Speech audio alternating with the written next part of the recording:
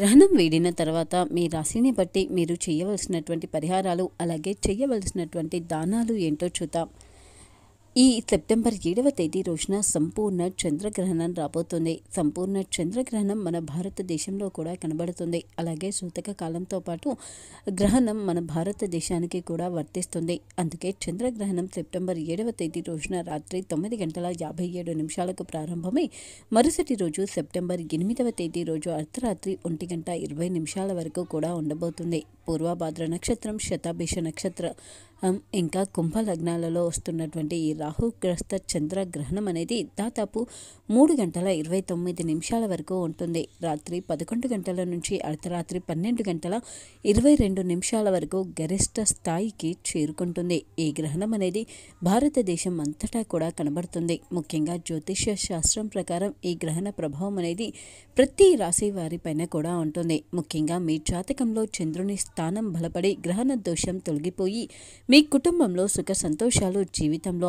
ఆనందం ఉండాలి అంటే గ్రహణ సమయంలో పఠించవలసినటువంటి మంత్రాలు అలాగే గ్రహణం వీడిన తర్వాత చేయవలసిన దానాలు ఏంటో చూద్దాం. గ్రహణం వీడిన తర్వాత శుచిగా స్నానం చేసి శుభ్రమైన వస్త్రాలను ధరించి ఇంటి చుట్టుపక్కల అంతటా పెట్టినటువంటి గరికలను కూడా తీసివేసి ఇంట్లోని పూజా గదిని ఖచ్చితంగా శుభ్రం చేసి దీపారాధన చేయాలి. అప్పుడే మన ఇంట్లో దేవతలకు మరింత శక్తి చేకూరుతుంది. అలా దీపారాధన చేసిన తర్వాతనే బయట దాన ధర్మం చేయడం లేదా ఇంటి దగ్గరలో ఉన్నటువంటి గుడిలో దేవుని దగ్గర అర్చన చేయించుకోవడం, గోమాత ప్రదక్షిణ ఇలా వేటినైనా చేయవచ్చు. అయితే గ్రహణ సమయంలో ముఖ్యంగా మీ రాశి ప్రకారం మీరు కొన్ని దేవతా మంత్రాలను పఠించితే అది మీకు ఎంతో శక్తిని ఇవ్వడమే కాకుండా మీరు పూజించే మీ ఇష్ట దైవానికి కూడా శక్తిని ఇస్తుంది. గ్రహణ సమయంలో దేవుళ్ళ శక్తి కూడా క్షీణిస్తుంది. అందుకే గ్రహణ సమయంలో మీరు చేసేటువంటి మంత్ర జపం మీకు అండగా ఉండడమే కాదు, దేవుళ్ళకి కూడా ఎంతో శక్తిని ఇస్తుంది.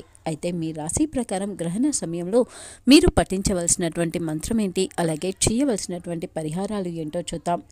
మేషరాశి వారికి అధిపతి కుజుడు కాగా చంద్రగ్రహణ సమయంలో మేషరాశి వారు హనుమాన్ చాలీసా పఠించడం, అలాగే గ్రహణం పూర్తి అయిన తర్వాత గోధుమలు, బంగారం లేదా పప్పు లేదా చందనం లేదా ఎర్రని పువ్వులు ఇలాంటి వాటిలో వేటినైనా సరే దానం చేయాలి. ఇంకా దానితో పాటుగా ఓం శ్రీ హ్రీం క్లీం ఐం ఓం స్వాహ అనే మంత్రాన్ని 108 సార్లు జపించాలి. ఇలా చేయడం ద్వారా మీ ఇంట్లో సుఖ సంతోషాలు, ఐశ్వర్యం పెరుగుతాయి.